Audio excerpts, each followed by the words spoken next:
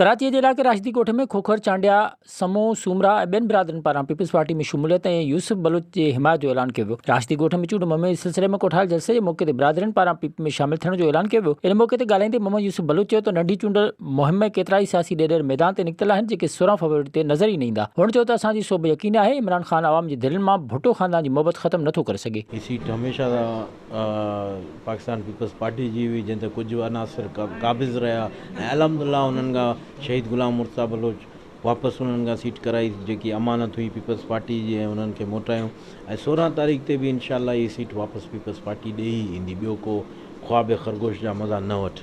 जलसे के MPA साजिद जोखो काशिफ मंगी एडी सुमरो ऐं ॿियनि पिणु ख़िताब कयो। इंशाअल्लाह ताला कामयाबी पाकिस्तान पीपल्स पार्टी जी यूसुफ जी है जो शहीद मुर्तज़ा बलोच साहब हितां खटियो हो ऐं ये अमानत आहे पंहिंजो शहीद जी। विज़िट कयो अवामी आवाज़ मीडिया ग्रुप जी वेबसाइट awamiawaz.pk